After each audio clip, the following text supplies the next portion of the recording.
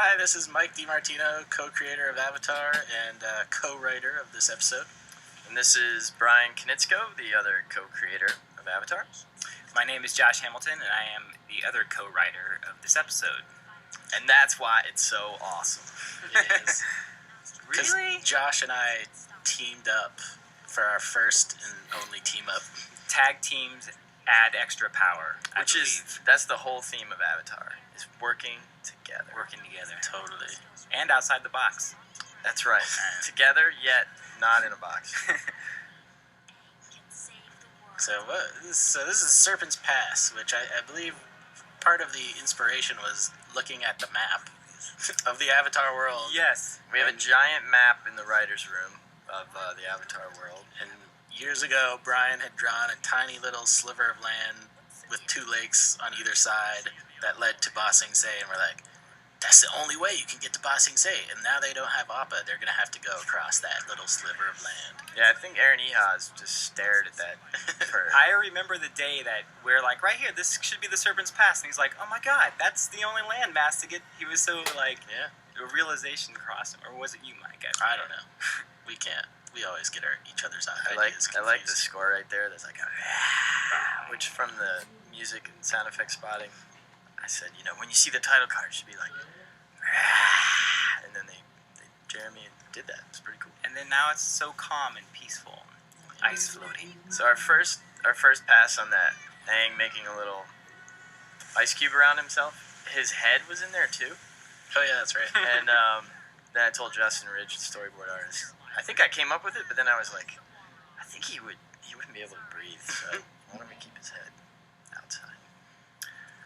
This is the third episode I got to write, and it's the second time we start in water with Qatar's hair down. And Yeah, what's up with that, Josh? I don't know, it just seems to work.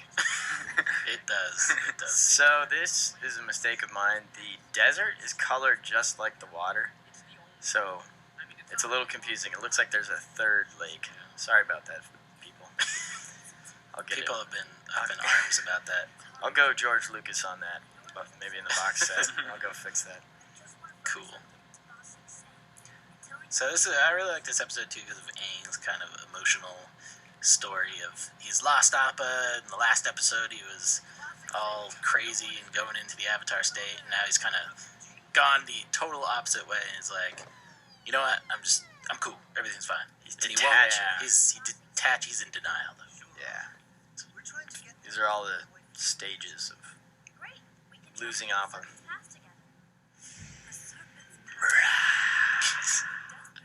Weren't these people in episode 207? Two of them were. The husband and wife were in 207, Zuko Alone. They were the couple that were cooking up a meal that Zuko smelled when he was starving. And then he decided not to do something to them.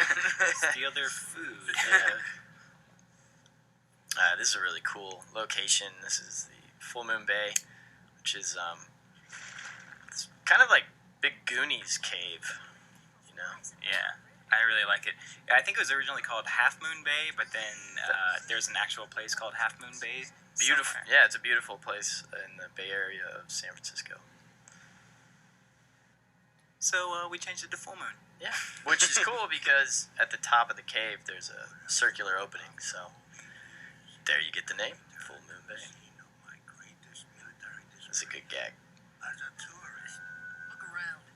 I love that Uncle is returning to his, his old war site. Yep. And then we bring back the handsome, stylish Jet. Devilish. Hello.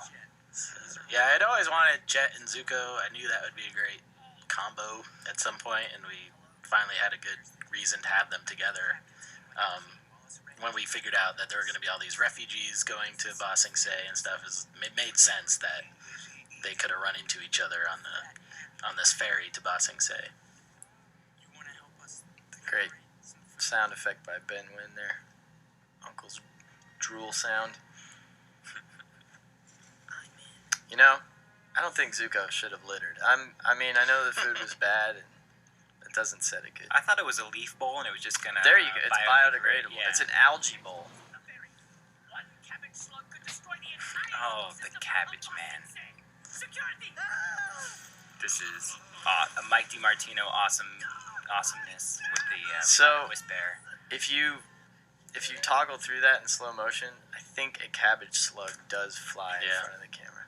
Yeah, originally it was that the two guards set the cabbage cart on fire, and I think we couldn't do that for some reason. We're like, why don't we just have a platypus bear as a guard? He smashes it, and it turned out way funnier. Yeah, so. It was fun putting him in the costume too. Security outfit. So that's Mike next to the guy picking his nose. I dressed up as Aang for Halloween one year. There's a couple people, right, that sign up. Some Halloween people there.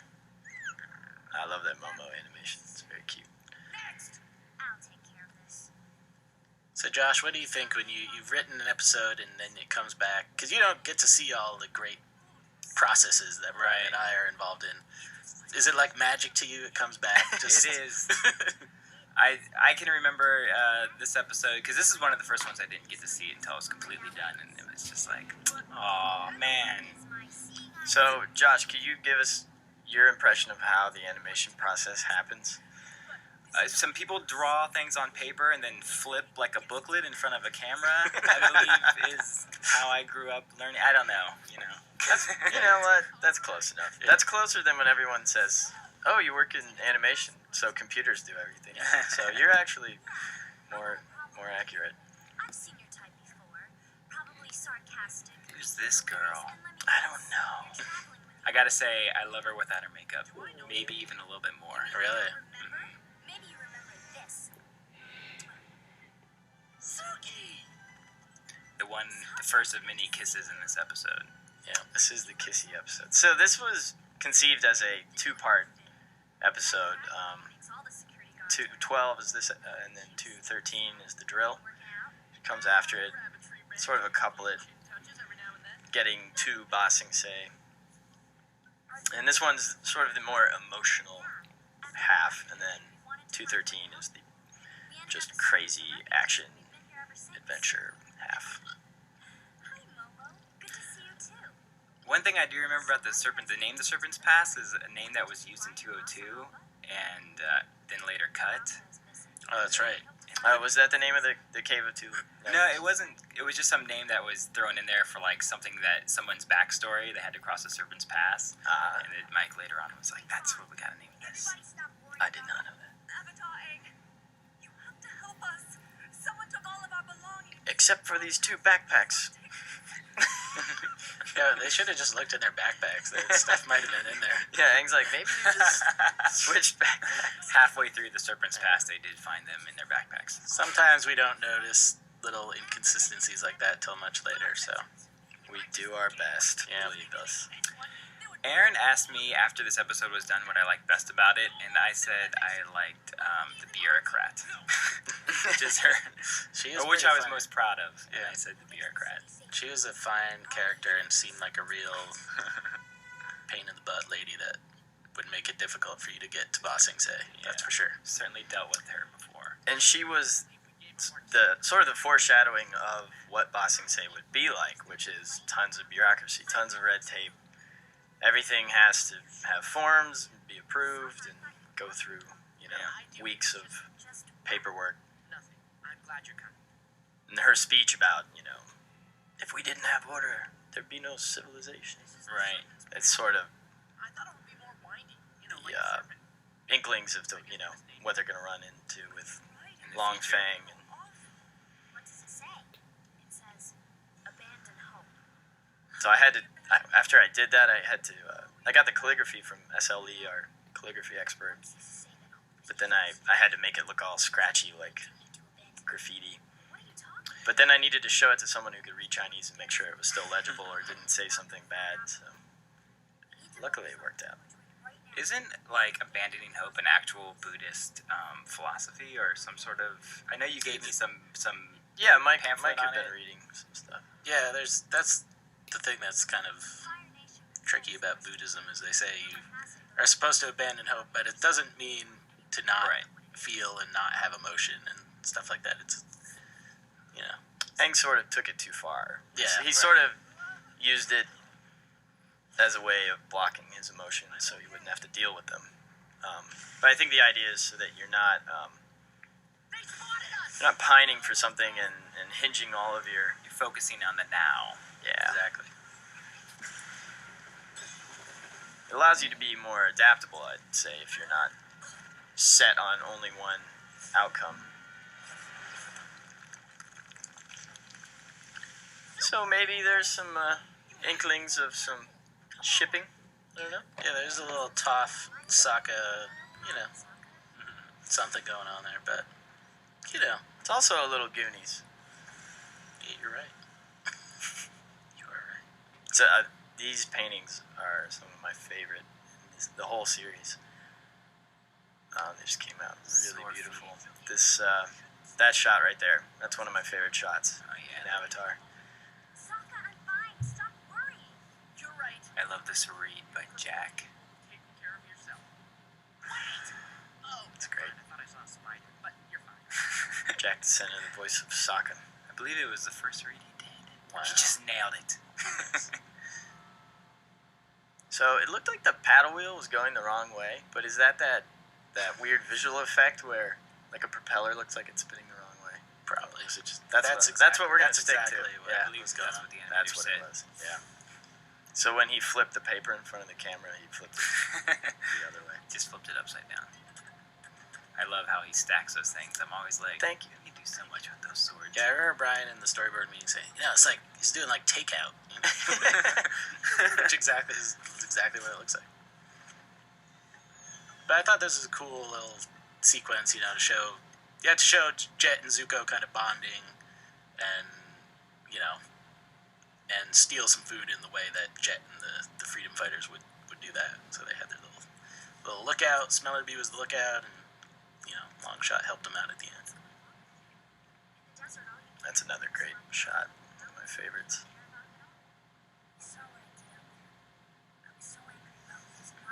These scenes are some of the hardest scenes to write, I sometimes feel.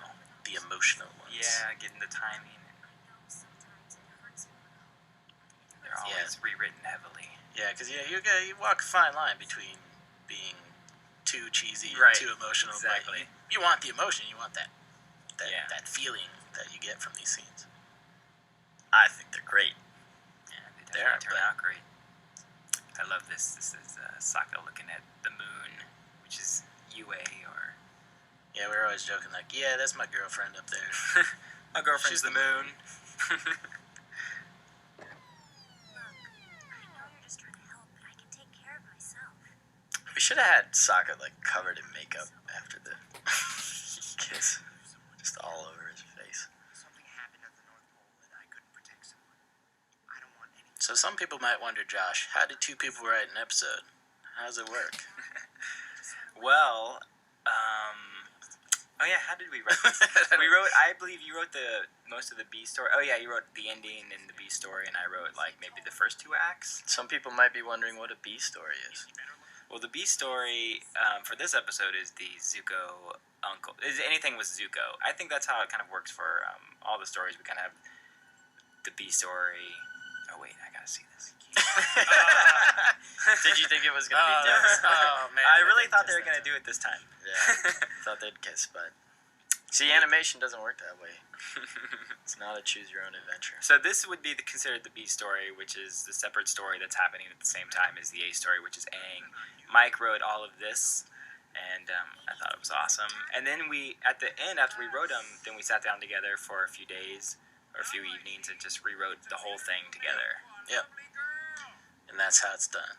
And then Just like that. all the writers, Right, yeah, that's then just for the first we draft. we all give our notes on the scripts, and then all the writers, including Aaron Eha's the head writer, sit in the writers' room, and they have a projector, and they put the script up on the projector, and then they go through all the notes, and everybody pitches different dialogue tweaks. Yeah, so it's all the writers, very collaborative process. Even when we're coming up with stories, we're always throwing ideas off each other and adding to each other's ideas and rewriting lines and pitching different lines and stuff. So in the end, it's Everybody one or sort of, two person script, but a lot of people have contributed to that. And I think along that the way. since we've, our writing team is been pretty similar makeup throughout most of the series. So it keeps the characters' voices pretty consistent. You know, the way they talk, the words they use, and their attitudes. Yeah, I think with a series like Avatar, it's imperative that we all work together that closely because it's not the type of show you can just send someone off to like, oh, go write a script about definitely whatever. It's like so many things have to hook up, and if you do one thing in one episode, you got to make sure it follows through to the next one and stuff. So that's always a challenge. So here's some beautiful effects animation by Yu Jae Myung, Korea JM Animation, and I like this Momo. I believe Ethan Spalding, the director of this episode, storyboarded this section. Yeah, these Momo little beats are some of my favorite. We call them Mo moments in the writer's room. So this Serpent, if you got the box set of season 1, this Serpent was from the pilot of Avatar that Mike and I did about, I don't know, 4 years ago. Yeah, it was always a cool creature that we knew we wanted to use somewhere, and finally we had a moment for him to emerge. The Serpent's past, so to speak. Yeah, Seahorse Pass just really wasn't as cool. What is the creature? Is it a seahorse? It's like a leafy sea dragon, or kind of mixed with a seahorse. Made really big. My favorite joke of the episode coming up. Suki, you know about giant sea monsters. Oh, we have to wait a little longer. Oh, that was your favorite joke, Josh? No, this one. Is this a Mo moment? Yep. Totally is. The other really corny thing often said in the writer's room is, what's the angle? Yeah, I was trying to think of the other one. For some reason, yeah. What's the AANG? Nothing better than some puns. So this is a fabulous action sequence storyboarded by Ethan Spalding. And I love this little... I remember trying to come up with like, oh, Katara's got to fight this sea monster, what she's going to do. And I was like, she needs like a jet ski. Yeah. And then Ethan and Bryan and Kisu all made it come to life and look cool. So was it this past Comic-Con that we were not there that they showed a clip of this show? Yeah. And when everyone saw Katara on that ice jet ski thing, they just went crazy. Yeah. Katara is awesome. There's no doubt about it. Katara surfing, man. Love it. So the idea is Toph can see through vibrations, through the ground, through Earth, but not on ice, since that's not her element. Water and sand. And we realized, you know what? She would have never had an opportunity to learn how to swim. She would have stayed away from water, for sure. She's much more comfortable on land. Her dad was much too protective. So this is love that shot. Yeah, no water. Cool sound design by Ben Wynn. You saved me. Is that the second kiss? I think the first kiss didn't happen. But there's the Suki kiss Sokka. The Suki kiss. Oh. Then the almost kiss. Then there was an almost kiss. Then there was that kiss. I gotta give a shout out to Mike for that joke. You can let me drown now, which I think is hilarious. Good job, Mike. Yeah, it might have been someone else. Or it could have been someone else. Yeah, I'm pretty sure it was you, but okay. That's the problem. Just in case, let me thank John O'Brien and Tim Hedrick and Aaron E. Haas and Liz. Good job, everyone. Yeah, sometimes we'll be like, yeah, remember when I said that joke? And they're like, no, that was me. No, that was me. Oh, really? Yeah. And then you can never remember who actually came up with it. But I came up with the first part. So there's the first glimpse of the 600-foot wall that surrounds outer Ba Sing Se. I love Jax Reed here. Calm down. I helped Gran deliver lots of babies back home. This isn't the same as delivering an Arctic seal. This is a real... So you get the idea that when this was happening at the South Pole, Sokka was out fishing as far away as possible. Aang, get some rags. Sokka, water. Toph, I need you to make an earth tent. A big one. Suki, come with me. Dramatic baby Music. being born music. Dum, dum, dum, dum, dum, dum. The baby has come. Exactly. This is one of my favorite shots, right us outcasts have to stick together. Right here. Here. Great layout. We call that far eye. Just a little Far eye? glimpse. It's almost profile. It's almost On Zuko there. almost a 5/8 view. So yeah, you just see that little glimpse of the other eye, Very on the other side of the realistic. nose. Yeah. It does give it extra depth and Yeah. realism. Doing great, Ying. Sokka, where's that water? Now get ready to push. 1, 2, 3, push! It's a girl. So, you want to go see the baby, or are you going to faint like an old lady again? I love it, Sokka's little animation of him like wiping his sweat off. Yeah, and That's stuff. great. No, I'm good. I'm good this time. I like how Aang sort of waits. Have to go see this. Very unlike Aang. Usually he's very, full of life and into other people and creatures, but So, It makes him think of Appa. yeah. That baby totally looks like Appa. That's not Especially what I the- meant. My gosh. The 5th and 6th legs really push it over the edge. Boop, boop, boop, boop, boop, boop. I like the little heart bliss there. So this baby was a girl for a while, or is it a girl now? No, it was a boy, and and then then we changed it to girl. yeah, and named it Hope. Yeah. And what was the other name? The Chinese. No, well, there was a Chinese name for the baby that meant hope, but Right. obviously no one was going to get that reference. So, At least except for no one like us. yeah, no one in the United States. Well, No one not in no the one. world. I mean, there are Well. people who speak. You know what I mean. Point taken. It's a very touching moment. I like the theme here. It's really pretty. Jeremy Zuckerman. As fast as I can. I just really need to do this. See you in the big city. Say hi. I like how Momo is like, he's like, you ready to go, Momo? Oh yeah. Mo moment Just with the wings. they're all over the place in this episode. He's like, He's like, yeah, I'm ready, and let's go. Yeah, I told you I was ready. Sokka, it's been really great to see you. Oh, here it comes, Josh. Finally. yeah, this is greatest kiss, Look at- animated kiss. Look at the tendon between Sokka's ear and his clavicle is flexed in such a realistic way. I'm really sorry about last night. I like how she blushes through her Yeah, her that's some pancake serious, makeup. serious blushing. Look at that neck flex. It's crazy. Wow. I never noticed that. Now I can't look away. That's a great So that looks referenced. Someone, Someone at JM Animation Ah. did some video reference, I think. So we wanted to show how tall this wall. The Great Wall in China is amazing, but when Mike and I went there, it's really not very tall. So when we had a chance to make our fictitious Great Wall, we made it 600 feet tall. And then here's the drill. That's This one of my episode was over. That drill. Awesome. drill. based on tunnel boring machines. TBMs, I like to call them. I won't be here for the next episode to talk about slurry. Either will we. Oh well. I'm just glad we brought Slurry to the world. Yeah. Larger, Yeah.